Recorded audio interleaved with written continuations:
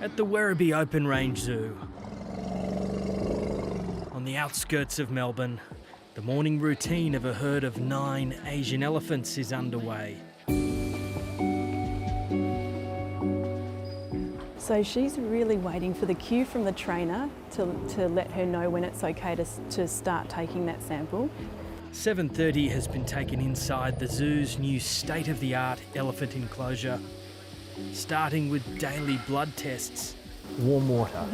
Can you explain why they've needed the hose? Elephant ears are fascinating. So you can see when you look closely to the back of that elephant ear, those beautiful veins popping up, which makes it more accessible for Sally to take that sample. So the warm water will make those blood vessels dilate.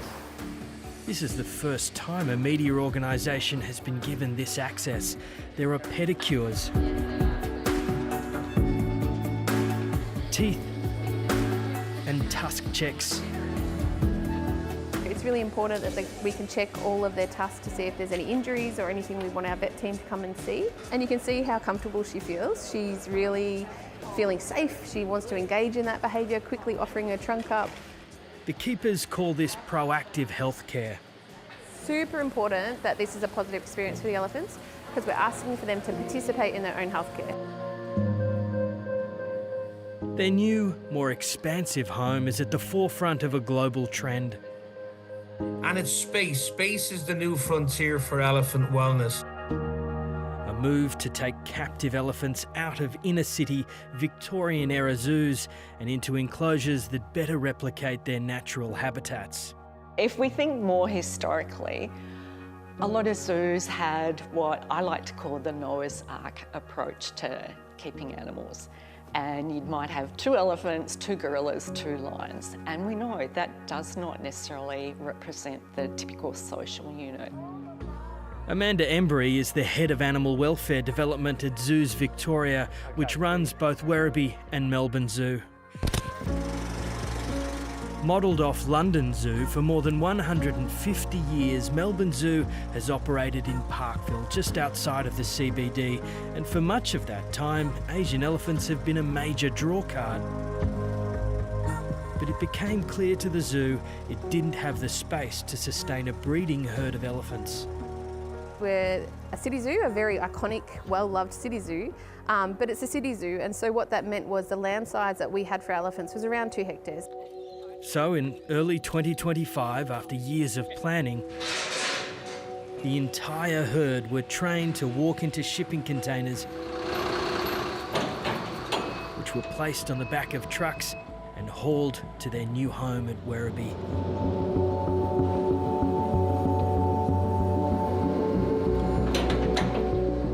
Until they had all 4 feet on the ground and every elephant, all 9 of them, we couldn't really relax because our job had to be done. We'll always have this team of people, and for the rest of our lives we'll know that we did this incredible thing for these elephants.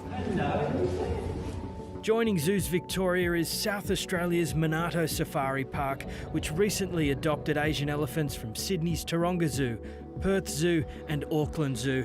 And in 2018, Dubbo's Taronga Western Plains Zoo welcomed 5 Asian elephants, also from Taronga Zoo. Lucy Trilson and Erin Gardner lead the elephant program at Zoos Victoria. Ultimately, we could have up to 20 elephants here if we wanted. Obviously, that's not given, we will choose at the time, but that's the potential. During the morning health care, the keepers are outside preparing the animals' day before it's time for the elephants to explore. Across the sprawling 21-hectare complex, there are giant pools, mud wallows, sand, logs, and crucially, plenty of space. At the centre of these massive moves is improving the animals' welfare, moving them into environments like this one, allow them to live lives more reflective of their natural habitat. Over 75% of the welfare issues in zoos are down to bad design. just designing for the wrong reason, for the wrong species. Nature has all the answers. Study them in the wild, study how they live, study their social structures, study how they live over a 24-hour, 7-day week, 365 days a year, then design accordingly. It's 100%, like, I mean, you remember... Jerry Creighton is a world-leading expert on elephant welfare. He advised zoos Victoria and others around the globe on how best to care for these majestic animals.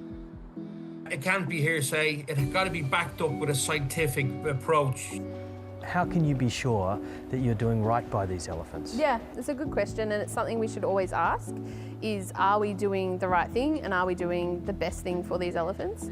I believe we are, because the fact is that these elephants are advocates for their species. We know that habitat loss is happening at a huge extent throughout Asia and Southeast Asia in particular. And these animals are not only here to live their best version of their life, but help educate and help inform our visitors of what the actions they can do at home. But it's about giving something back to an iconic species that has all the comparable emotions that we have. They celebrate life, they mourn death, they invest in the family, they protect the family, they care about the family. We could actually learn a lot from elephants, and it would make us a better race of people.